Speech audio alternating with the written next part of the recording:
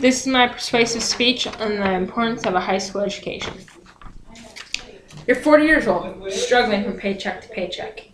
You can barely pay the bills, let alone afford any luxury items you may desire. Every day you go searching for a new job, but you're denied for the same reason. You don't have a high school diploma. It is imperative for people to graduate high school.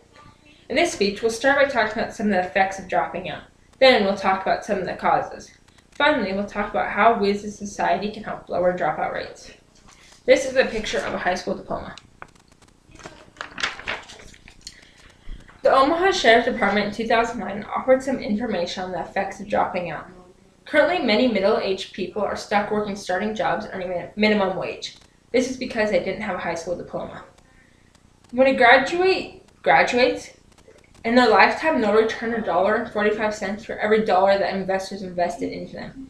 That means investors would get over $127,000 in return. Another statistic shows that a student that drops out is 3.5 times more likely to commit a crime. This means that 75% of high school dropouts commit crimes. A jail survey showed that 70% of the inmates did not have a high school diploma. New York Times in 2012 offered some more information on the effects of dropping out. When a high school student drops out, they have all this time that they didn't used to have because they used to be at school during then. So they find something to do. A lot of times this is drug dealing. They already have connections to kids at school that want to buy drugs, so they figure they can earn money and not have to go to school.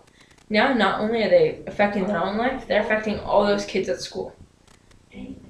Kenny Buchanan is a story we can look at. He dropped out as a freshman. Now, he's 40 years old, does not have a job, and cannot support his family. This is a picture of some inmates, or a inmate. This is a picture of a drug deal. In my next point, I'll be talking about some of the causes of high school dropouts. Johns Hopkins University in 2007 offered some information on the causes of dropping out. The first reason they provided is when a student is bored. They sit in class learning material that they don't think is relevant to their desired career. So they figure they can drop out and get a jump start in their career. However, they don't realize that without a high school diploma, they most likely are not going to be able to get involved in their desired career. Another reason is push-outs. Some schools don't encourage their students to stay in. They'll even drop them from roll sheets if they're failing the class. Therefore, the student's going to class, maybe failing, but he's being removed and not getting the credit. Another reason is when a student is failing classes. When the student's failing, they think, I'm already failing, and why should I stay and keep doing this class? Even if I don't want to come back next year and redo this, I might as well drop out, get a job, or go do something more fun than school. Learning Matters in 2012 also offered information on why people drop out. The first two reasons they provided were pregnancy and arrest. Another reason they provided was money. When a student comes from a low-income family, they watch their family struggle to pay the bills. So sometimes they drop out and get a job to help their family. They don't realize that in 20 years, they're going to be affecting their children in the same way that they were affected. The final reason is when a family is too lenient or too strict. When they're too lenient, the kid won't do their homework and will fail the classes, which may lead to dropping out. Another reason is when a family is too strict. The student may drop out because they want to retaliate at their family. This is a picture of some late bills, which may lead a student to dropping out. In my next point, I'll be talking about how we as a society can help lower dropout rates. As individuals, we can help our peers. If we start study groups, everyone will be actually getting their assignments done, which means that our grades will go up and there'll be a better understanding of the material. Therefore, there'll be less failing classes, and that means less people dropping out. As families can help support their kids stay in school.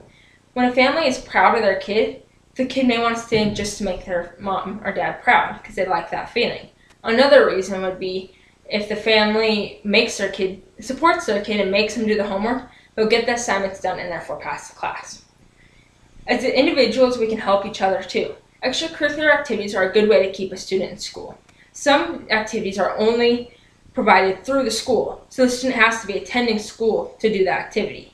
But at the same time, there's a GPA that's required. So the student will be required to do their homework in order to participate in the extracurricular activity. The state press in 2012 supplied ideas on how to prevent dropouts. By raising the dropout age, from 16 to 18, students will have to stay in school longer before they can drop out. This means they're that much closer to dropping out. By the time they're 18, they should be pretty close to dropping out.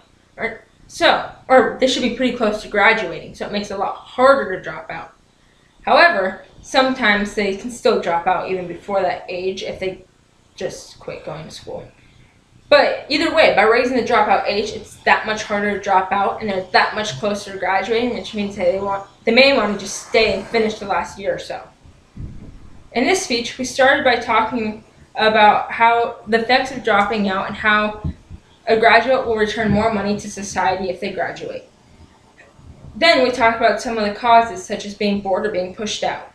Finally, we talked about how we can lower dropout rates by increasing the dropout age and supporting each other. So now, when you're 40 years old, have a job, and can support your family, you can thank your high school diploma for helping you get there.